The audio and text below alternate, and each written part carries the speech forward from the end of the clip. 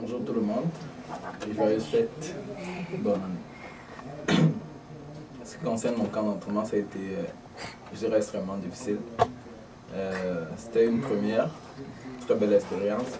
Je m'entraînais 2 à 3 fois par jour. Et je ne m'étais jamais senti comme je me suis senti en ce camp d'entraînement, que ce soit en République ou en Colombie, où à chaque séance d'entraînement, il fallait que je me couche. Et je dormais profondément avant la prochaine séance parce que c'était extrêmement difficile.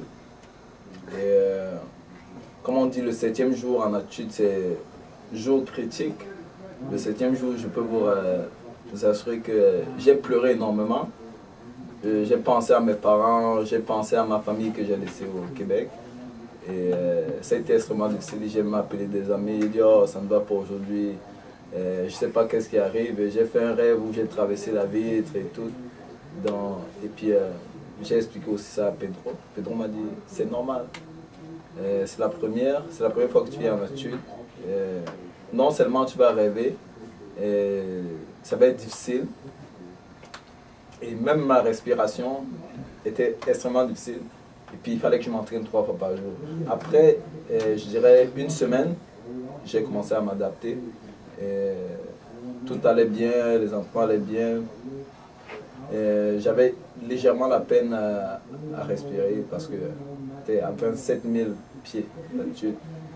Et en fait, j'ai fait tout ce qu'il fallait pour le 30 janvier. Et je vais continuer à faire, c'est pas fini. C'était juste le début. Et là, je suis revenu hier. Tout va bien, ma famille va bien. Et je vais reprendre encore des entraînements d'ici ce soir. Et en ce qui concerne le 30 janvier, je suis convaincu, comme je l'ai toujours dit, que ça c'était ici, que ça soit ici, que ce soit dans la chambre du Rango. Je suis convaincu que cette fois-ci c'est la bonne. Je suis déterminé à remporter ce titre mondial et je crois, et je continue à croire que c'est mon temps.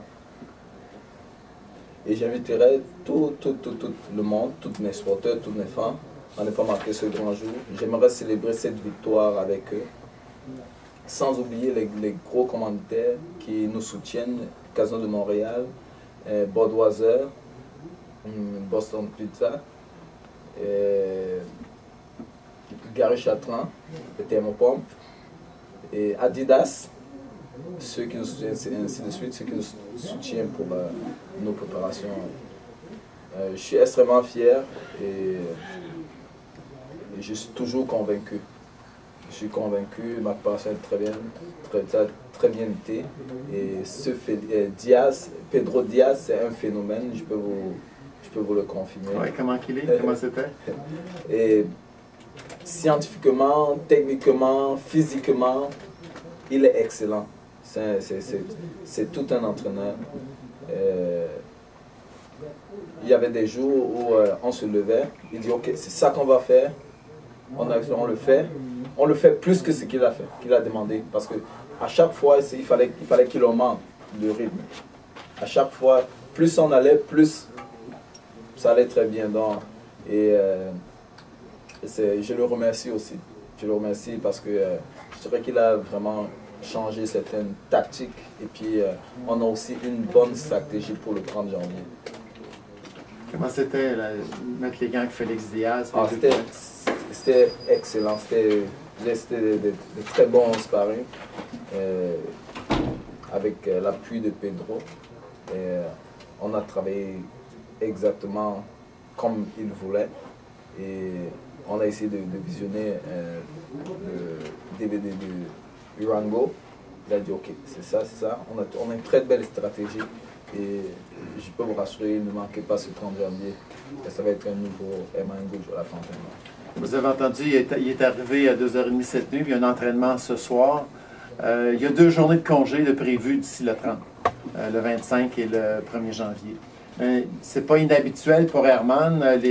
C'était la même chose les 2 dernières années. Il y a eu un combat le 20 janvier à Las Vegas et le 5 janvier l'année suivante à Atlantic City. Donc, il a l'habitude de fêter la période des fêtes après tout le monde. Est-ce qu'il y a des questions? Deux choses. Un, qu'est-ce que tu espérais acquérir en étant à haute altitude? Et comment tu fais pour le maintenir, vu que le combat il est seulement dans 5 semaines? Je dirais, on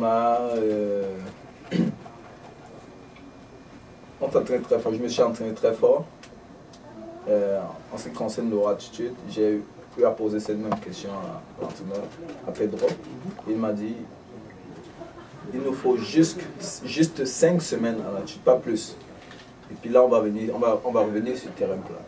Parce qu'en attitude, c'est très difficile, la respiration et tout. Lorsque je vais revenir sur le terrain plat, ça va être plus facile pour moi à respirer. Et je vais faire plus de rangs possible, quelque chose que je n'ai jamais eu à faire. Et je peux vous rassurer qu'en République dominicaine, j'ai fait 14 rangs de boxe. Et je n'ai jamais fait ici.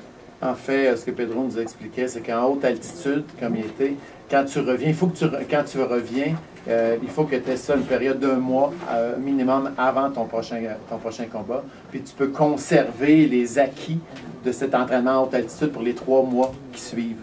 Donc, il ne faut pas faire ça trop près, il ne faut pas faire ça trop loin. Le temps, il est allé dans le temps idéal.